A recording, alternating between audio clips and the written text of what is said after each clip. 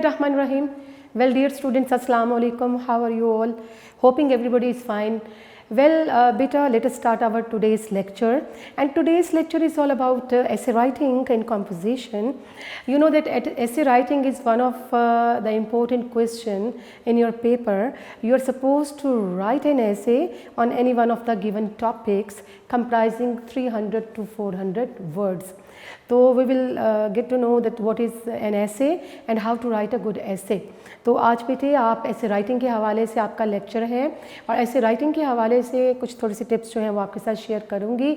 ऐसे राइटिंग का एक क्वेश्चन जो है वो आपके पेपर में आता है, आपके सिलेबस में एफएससी पार्ट 2 के सिलेबस में ऐसे राइटिंग का क्वेश्चन शामिल है और ये 15 नंबर का क्वेश्चन होगा। आपको एक ऐसे लिखना होगा, किस तरह से आपको एक क्वेश्चन आता है कि राइट एन ऐसे on any one of the given topics. आपके पास 4 ऐसेस आ जाते हैं और इन 4 ऐसेस में से आपको कोई एक ऐसे सेलेक्ट करना है जो आपका वेल प्रिपेयर्ड है। तो बेटे आपके पास ये इंटीमेशन भी मौजूद होता है क्वेश्चन के अंदर कि आपको जो ऐसे है वो कितना होना चाहिए, उसकी लेंथ 300 to 400 वर्ड्स। ठीक है बेटे, इससे एक्सीड कर सकते हैं, कम ना कीजिएगा। ठीक है, इससे एक्सीड कर सकते हैं, एक आधा पेज आप ज़्यादा ले जा सकते हैं। 3 शीट्स तो आपको लिखना ही चाहिए। और एसेस में बेटे एक ख्याल आपने ये रखना है कि हमें कोट्स भी लिखने हैं, जो टॉपिक रिलेटेड, जो पैराग्राफ से रिलेटेड जो कोट्स हैं वो भी आपने साथ लिखना है। आपके हर ऐसे में तकरीबन 6-7 कोट्स जो हैं वो लाजमी होना चाहिए, क्योंकि उससे आपका ऐसे जो है वो ज़्यादा स्टैंडर्ड हो जाता है, मेयारी हो जाता है और ज़्यादा स्कोरिंग हो जाता है, ज़्यादा वेटी हो जाता है। तो आपने उसमें कोटेशंस भी याद करना है और कोटेशंस जो है वो आप लिखेंगे किस तरह से। कोटेशंस के लिए आप ब्लू मार्कर ही इस्तेमाल कीजिएगा अपनी पैराग्राफ्स के साथ साथ, जहाँ वो रेलिवेंट आपको कोट नज़र आता है वो आप साथ साथ लिखते जाएंगे। ठीक है, इस तरह से आप अच्छे मार्क्स ले सकते हो। तो बेटे ऐसे राइटिंग के लिए भी क्या चीज़ें हैं जो कि ज़रूरी है जहन में रखना, और फर्स्ट ऑफ ऑल हमें डिफ़ाइन करना है कि ऐसे है क्या। मैं आपके साथ शेयर करती हूँ, कुछ चीज़ें बोर्ड पे लिख रही हूँ, आप साथ साथ उनको पिक करें, अगर नोट कर लें, नोट डाउन कर लें तो वेल एंड गुड। ठीक है बेटे, इसको देखते हैं कि व्हाट इज़ एन ऐसे। आज हम इसको डिफ़ाइन करते हैं। व्हाट इज़ एन ऐसे। ठीक है बेटे, इसको हम किस तरह से डिफाइन करेंगे कि लिटरली द वर्ड ऐसे मीन्स एन अटेम्प्ट। तो what does it mean? It means an attempt, कि किसी चीज़ के लिए कोई कोशिश की जाए। तो लिटरली ऐसे का मतलब क्या हुआ? An attempt. फिर हम देखते हैं ऐसे के बारे में मज़ीद कि it is a form of literary expression. It is a form of literary expression. एक लिटरेरी एक्सप्रेशन है आपका, उसमें आप अपने आइडियाज़ का इजहार कर रहे हो, तो वो एक लिटरेचर का एक फॉर्म है, तो उसको हम ऐसे कहते हैं। फिर क्या है कि it is a harmonious blend. और ब्लेंड किस चीज़ का है? ये मिला जुला हारमोनियस ब्लेंड किस चीज़ का है? Of thoughts and expression. क्या आपके आइडियाज़, आपके ख्यालात और उनके एक्सप्रेशन, उनका इजहार आप किस तरह से करते हो। तो ऐसे की डेफिनेशन क्या बनती है? It is a harmonious blend of thoughts and expression. इस तरह से मज़ीद देख लेते हैं कि it is a test. It is a test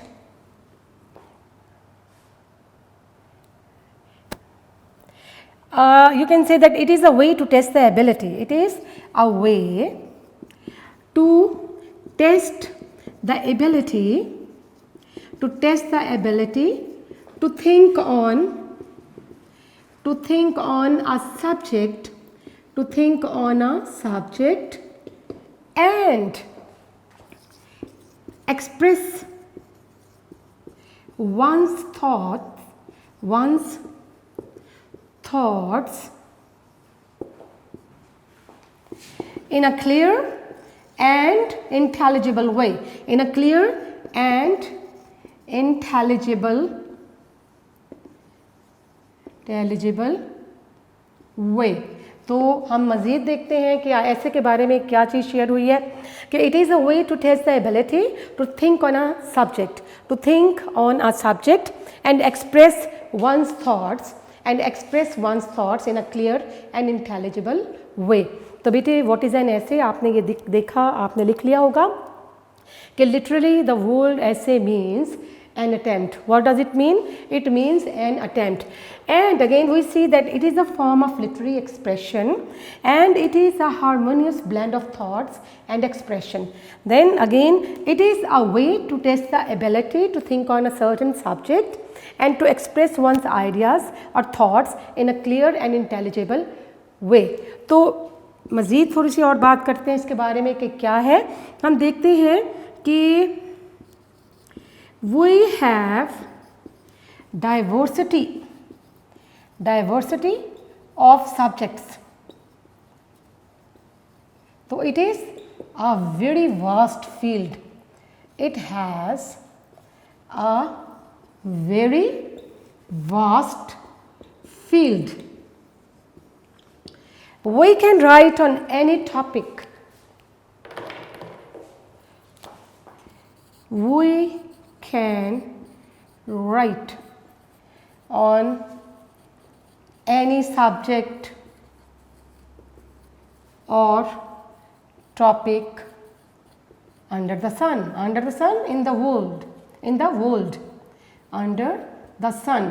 तो हमें एक और मज़ीद चीज़ क्या पता चलती है कि we have diversity of subjects, it has a very vast field and we can write on any subject, on any topic under the sun mean in this world। ठीक है जी, ये 4 से 5 लाइन मैंने लिखी इसकी डेफिनेशंस के हवाले से, आपने इसको नोट करना है तो नोट कर लीजिए ताकि इसको मैं फर्दर आपको एलेबोरेट करूं कि एक अच्छा essay how to write a good essay. अब हम इन चीज़ों को देखते हैं, which are the main part of an essay. तो आपने क्या देखा, what is an essay? Literally, the word essay means an attempt. Number 2, it is a form of literary expression, full stop. Number 3, it is a harmonious blend of thoughts and expression. Number 4, it is a way to test the ability to think on a subject and express one's thoughts in a clear and intelligible way. Then we see that we have diversity of subjects. It has a very vast field. We can write on any topic, on any subjects under the sun। जी बेटे, इसको मैं remove करती हूँ। अब देखते हैं how to right N ऐसे। नीचे थोड़ा सा लिखे रहने देती हूँ ताकि अगर आप इसको नोट डाउन कर रहे हैं तो उसको लिखते रहें। जी बेटे, अब आपका है हाउ टू राइट एन ऐसे। अब बात करते हैं how to right N essay. तो बेटे इसमें सबसे पहले हम देखते हैं कि there are 3 main parts of an essay. There are 3 parts of an essay. और कौन कौन से पार्ट्स हैं हम देखते हैं। नंबर 1 क्या है? इंट्रोडक्शन।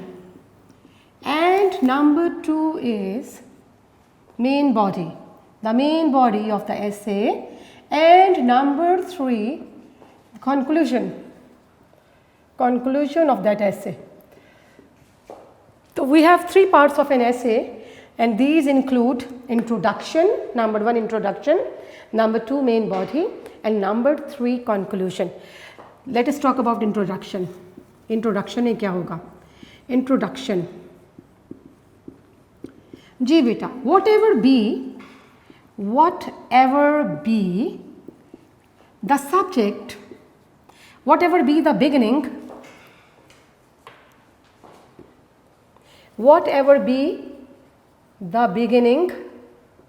of an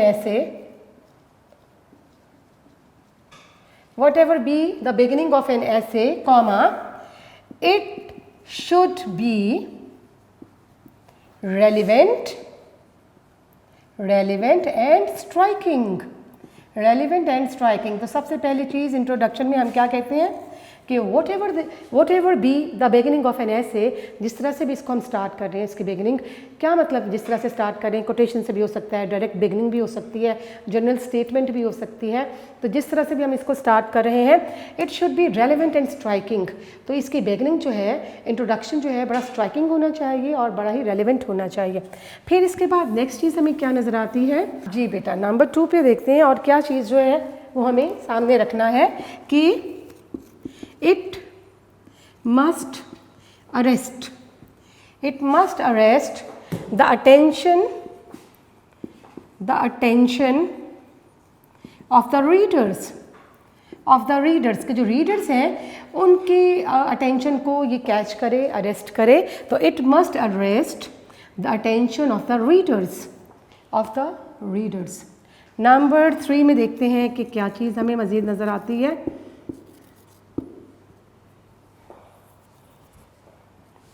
जी बेटे, आपने ये लिखा कि it must arrest the attention of the readers. इसके बाद हम देखते हैं कि it must prepare the minds of the readers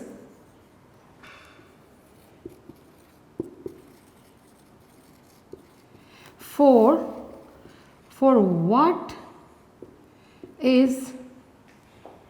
what is to come in the main body। जी बेटा, it must prepare the minds of the readers for what is to come in the main body। Main body में क्या आने वाला है उसके बारे में हमें इंट्रोडक्शन जो है वो बताता है। इसके अलावा हम देखते हैं it can begin with number 1 a general statement। It can begin with a general statement। Number 2 a relevant quote।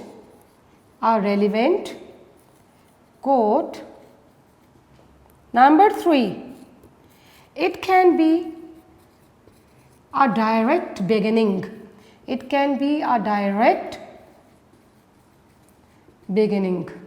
तो बेटे हम देखते हैं कि आपके इससे कंप्राइज कर रहा है इंट्रोडक्शन को, मेन बॉडी को और कंक्लूजन को। तो हम बात करते हैं इंट्रोडक्शन की।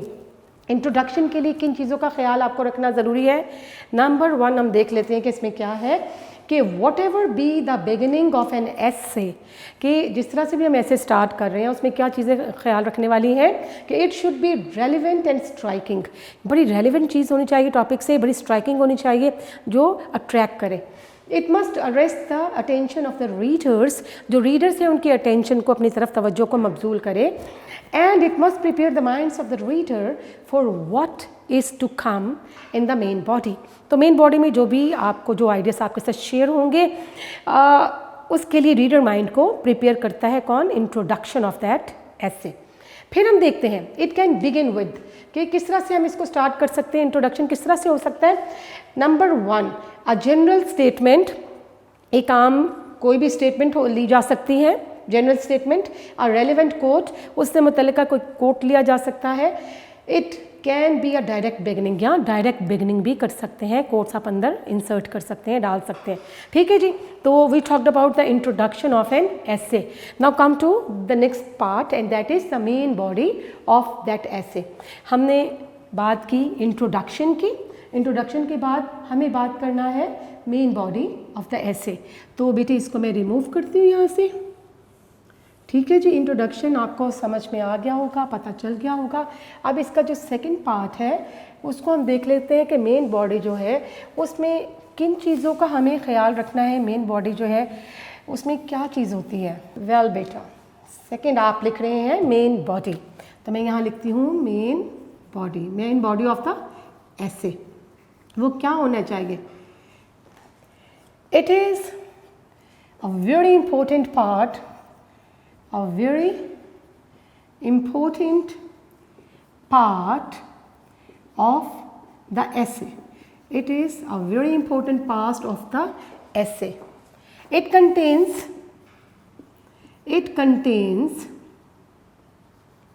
क्या चीज़ कंटेन्स कर रहा है ये, क्या कंटेन कर रहा है, it contains facts, it contains appropriate facts, लिखेगा it contains appropriate facts,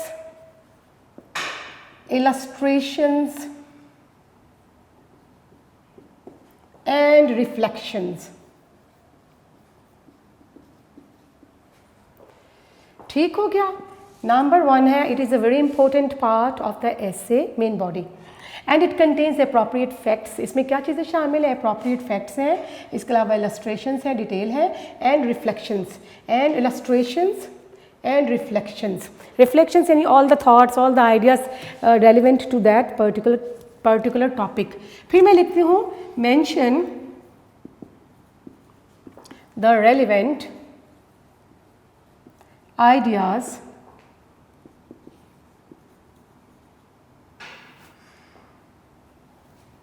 in the main body of the essay। हमें क्या चीज़ जनाब डिस्कस करना है, mention the relevant ideas in the main body of the ऐसे। ऐसे की जो मेन बॉडी है उसको आप स्प्लिट कर सकते हैं पैराग्राफ्स में। मेन बॉडी जो है उसमें स्प्लिट करके उसमें जो भी इस मुतल्लिका टॉपिक से मुतल्लिका जितने भी आइडियाज़ हैं, जितने भी रिफ्लेक्शंस हैं, जो भी इलस्ट्रेशंस हैं, वो आपने सारी की सारी जो है उसमें मुख्तलिफ पैराग्राफ्स के ज़रिए से डिस्कस करना है। लेकिन these ideas and thoughts must be relevant to that particular topic, it is must. Number 3 लिखते हैं, do not mention the things having no relevance with the basic ideas। So you are not supposed to write or to mention anything having no relevance with the basic ideas। तो जो basic ideas हैं उनसे जो चीज़ relevant नहीं है वो आप मत लिखें, गैर मुतल्लिका उसमें मटेरियल मत डालें, क्योंकि गैर मुतल्लिका जो मटेरियल होगा वो उसको ऐसे को एलेबोरेट तो करेगा लेकिन उसकी जो खूबसूरती है, उसका जो उसकी जो क्वालिटी है उसको वो ख़त्म कर देगा और नंबर आपके इस तरह से माइनस हो सकते हैं। तो आपको क्या होना चाहिए, अप्रोप्रिएट फैक्ट्स जो हैं और आइडियाज़ जो हैं जो रेलिवेंट हैं आपके टॉपिक के साथ, these things are to be discussed in main body through different paragraphs के ज़रिए से आपको इनको इंडिकेट करना है। तो आपने क्या देखा, मेन बॉडी में क्या चीज़ शामिल होगी। Number 1, it is a very important part of the essay, full stop। It contains appropriate facts, illustrations and reflections। Number 3 में हम देखते हैं कि हमें क्या बताया जाता है, इसमें क्या करना है, mention the relevant ideas in the main body of the essay, कि जो रेलिवेंट आइडियाज़ हैं उन्हीं को डिस्कस किया जाए। And do not mention the things having no relevance with the basic ideas. और आइडिया से जो चीज़ क्लैश में है और जो सुपरफ्लुअस है, इजाफी है, उसे आप डिस्कस ना करें। ठीक है जी, ये आपकी मेन बॉडी। अब हम इसका थर्ड पार्ट जो है ऐसे का वो देखते हैं, वो क्या था जी, कंक्लूजन था। कंक्लूजन जो है उसकी तरफ आते हैं और देखते हैं कि कंक्लूजन जो है उसके बारे में क्या हदायत हैं, हम किन चीज़ों को हमें मद्देनज़र रखना है। जी बेटी, तो यहाँ देखते हैं conclusion of an essay. Number 3 पे आपके पास ऐसे में जो चीज़ काबिल गौर है वो कंक्लूजन है। और कंक्लूजन यानी कि end of an essay. Conclusion में हम क्या चीज़ देखते हैं, देखिए बेटा, a well begin essay is half done। The next half depends on the main body and conclusion। जी, हम क्या देखते हैं बेटा, कंक्लूजन होता है दी एंडिंग। हमें बताया गया a well begin essay is half done, कि अगर आपने इंट्रोडक्शन अच्छा कर लिया तो हाफ डन हो गया आपका ऐसे, बिल्कुल ज़बरदस्त हाफ डन तैयार है। लेकिन the next half depends on the main body and conclusion. जो ऐसे का नेक्स्ट हाफ है उसमें आपकी मेन बॉडी और कंक्लूजन बहुत अहमियत का हामिल है। जी, हम यहाँ देखते हैं कि क्या क्या चीज़ें जो हैं वो होना चाहिए कंक्लूजन में, कि इट मस्ट बी शॉर्ट। ठीक है। Number 2, it must give us a sense of completeness. It must give us a sense of what? A sense of completeness. जी बेटे, it must be short, it must give us a sense of completeness। और फिर हमारे पास next चीज़ क्या आती है कि it must end naturally। It must end naturally। ठीक हो गया जी। नंबर 4 पे हम देखते हैं और हमें क्या चीज़ बताई जाती है जी, और कैसा होना चाहिए जी आपका ऐसे का एंड, कि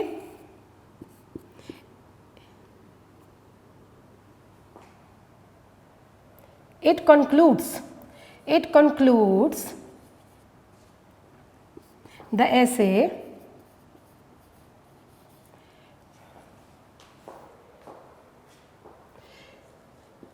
keeping in view the above mentioned ideas,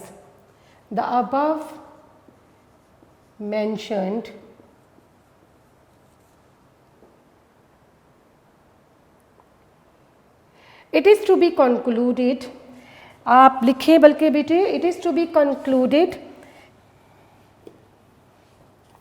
it is to be concluded keeping in view the above mentioned ideas।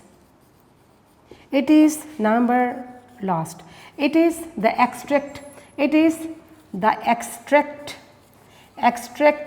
of an essay। तो बेटे हमें क्या चीज़ें इसमें पता चली, हम when we talk about the conclusion of an essay, we talked about the introduction, we talked about the main body, and now we are talking about the conclusion of an essay। conclusion कैसा होना चाहिए? A well begun essay is half done, the next half depends on the main body and conclusion। आपका introduction है, well begin ऐसे है, introduction है, तो वो इसका मतलब है ऐसे हाफ डन है, और इसके बाद नेक्स्ट इस पर डिपेंड कर रही हैं चीज़ें मेन बॉडी पर और कंक्लूजन पर। फिर है इट मस्ट बी शॉर्ट। आपका कंक्लूजन जो है वो कैसा होना चाहिए? इट मस्ट बी शॉर्ट होना चाहिए, मुख्तसर होना चाहिए।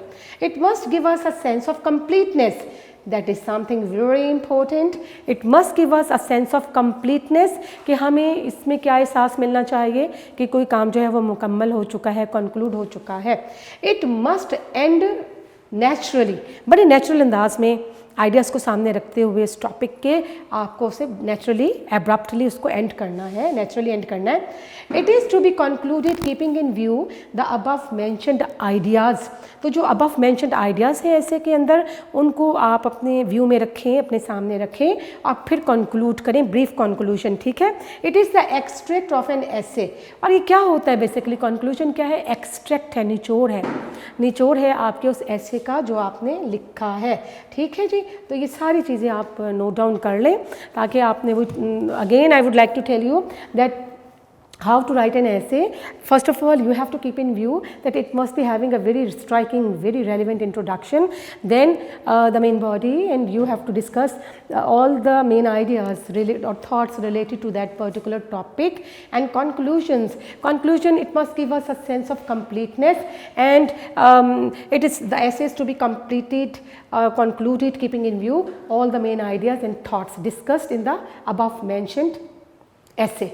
जी बेटे, बात कंक्लूजन की हुई। अब इसके बाद हम जाते हैं एक और चीज़ देखते हैं कि we will talk about the classification of essays.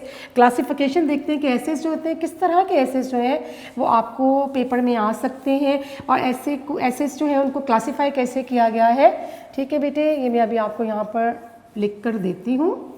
जी बेटा, क्लासिफिकेशन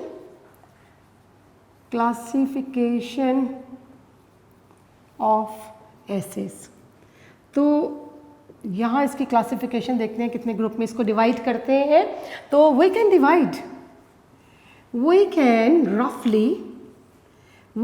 रफली divide essays into how many classes? Into 4 classes. Into 4 classes. So see, we can roughly divide essays into 4 classes. And which classes? In which classes? Let's see. Number 1, descriptive essay. Descriptive essays. Number 2, narrative essays. Number 3, reflective essays. And number 4 is argumentative essays. तो बेटे अहम चीज़ क्या है कि we can roughly divide essays into 4 categories, into 4 classes. Number 1, descriptive essays. Number 2, narrative essays. Number 3, reflective essays. And number 4, argumentative essays. So let us talk about all these in detail. Number 1 आपके पास क्या आ गया जी? Descriptive assess. कौन कौन से assess होते हैं? मैं लिखती हूँ कि descriptive essays deal with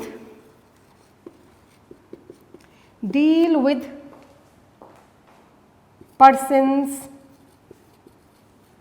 towns and places. तो descriptive essays deal with persons, towns and places.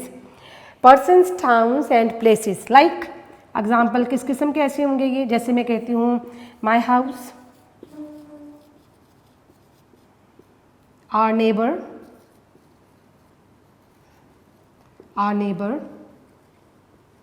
life in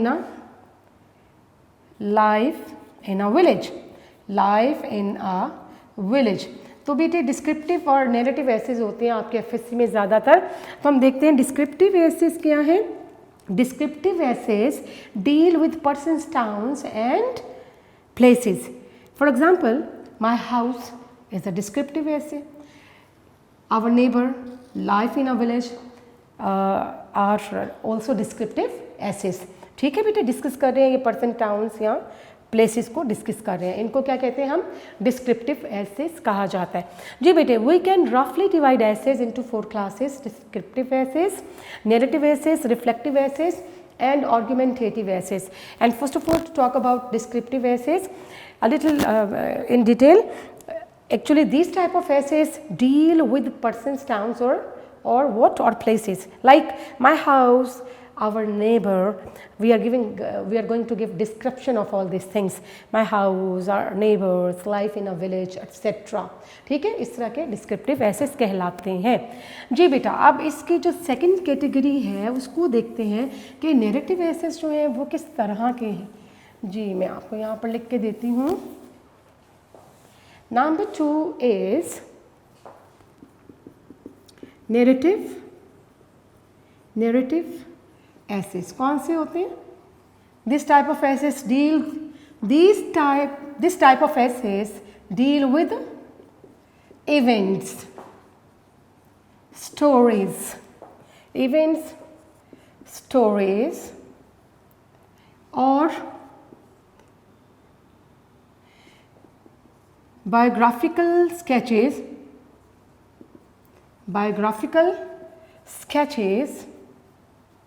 of some well-known persons. और इसके एग्जाम्पल हमें क्या मिलती है? Like I can say a railway journey,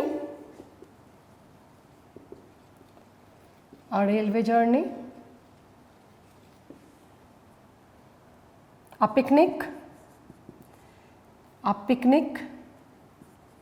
a dream.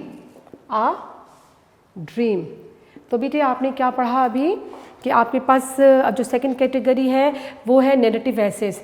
Narrative assess के बारे में मैं आपको बता रही हूँ कि डील विद इवेंट स्टोरीज और biographical sketches of some important और वेल नोन पर्सनैलिटीज़ और persons, like a railway journey, a picnic, a dream. तो इसमें आप नरेट कर रहे हैं, कोई वाक़या आप नरेट कर रहे हैं, ठीक है जी। तो ये नैरेटिव एसेस कहलाते हैं। आप देखिए आपके जो एफएससी का सिलेबस है उसमें जो एसेस की बात की जाए तो उसमें ज़्यादातर डिस्क्रिप्टिव और नैरेटिव एसेस जो हैं वो शामिल हैं। कौन कौन से एसेस शामिल है बेटे? डिस्क्रिप्टिव और नैरेटिव एसेस शामिल हैं। अब नंबर 3 पे आते हैं। नंबर 3 हमारे पास क्या था? Reflective essays. Reflective essays. तो रिफ्लेक्टिव एसेस के बारे में थोड़ी सी बात करते हैं। रिफ्लेक्टिव एसेस क्या होते हैं कि deal with this type of essays deal with political, social and domestic issues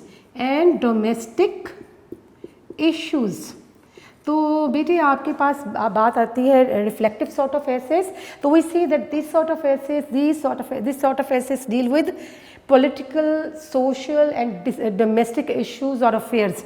तो इस तरह के अफेयर्स के बारे में उस पर डिस्कस किया जाता है और मोस्टली हम बीए के सिलेबस में, बीएससी के सिलेबस में इस तरह के एसेस ज़्यादा देखते हैं। नंबर 4 है आर्ग्यूमेंटेटिव एसेस। किस तरह के होते हैं?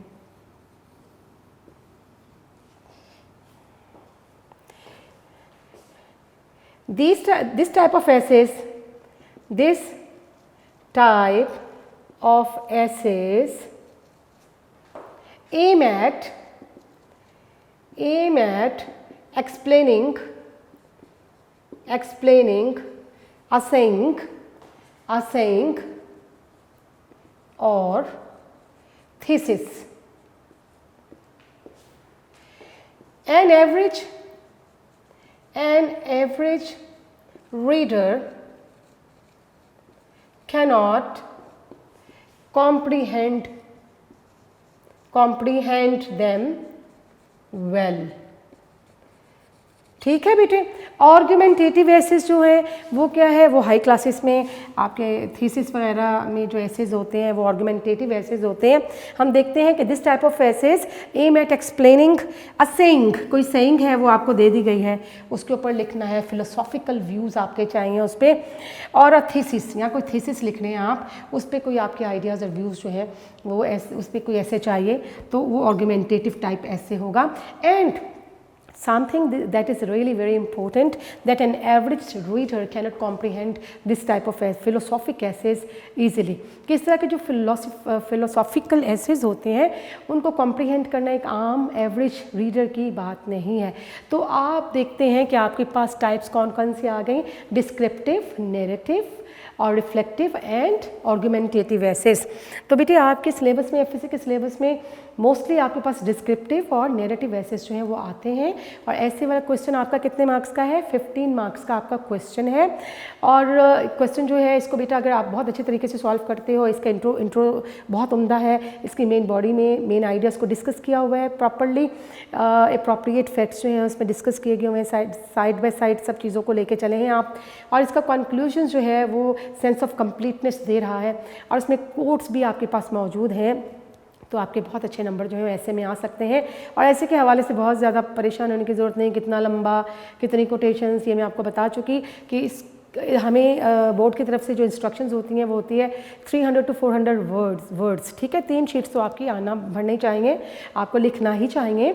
आप इसको एक्सीड कर सकते हो अपने वर्ड्स को, एक आधा पेज और लिख सकते हो, लेकिन कम ना कीजिएगा, शॉर्ट ऐसे ना लिखेगा। ऐसे बहरहाल डिमांड करता है कि इसकी एक लेंथ, प्रॉपर लेंथ होना चाहिए। और इसमें कोटेशंस लाजमी लिखें। कोटेशंस जो है वो इंक पेन से भी लिख सकते हैं, लाइट ब्लू जो मार्कर है बारीक लिखने वाला, उससे भी आप ये कोट्स जो हैं उसमें कोटेशन मार्क्स के अंदर इसको लिखा जा सकता है। ठीक है बेटा, ये कुछ चीज़ें हैं जो आपको ख्याल रखनी है। बेटा ये आपको मैंने डिफ़ाइन कर दिया कि what is really meant by an essay और in how many parts an essay is to be divided and what are different categories और क्लासेस। रफली we can divide it into how many classes. वो हमने बात कर ली। अब इंशाल्लाह जो नेक्स्ट आपका लेक्चर होगा उसमें एक ऐसे भी स्टार्ट करेंगे और उसमें उस ऐसे की कोटेशंस भी मैं आपको कुछ मज़ीद जो है वो लिखवा दूँगी बोर्ड में, ठीक है बेटा। अच्छा, before we end our today's lecture I would like to share a short message with you people, and that is an Islamic hadith rather. I would say that our beloved Hazrat Muhammad sallallahu alaihi wasallam said that what is the definition of a Muslim? A Muslim is the one who avoid harming the other Muslims with his tongue and with his hands. ठीक है बेटा, इसका ख्याल रखिएगा इन चीज़ों का। And take care, stay blessed, अपना बहुत ज़्यादा ख्याल रखिए। Thank you very much. अल्लाह हाफिज़।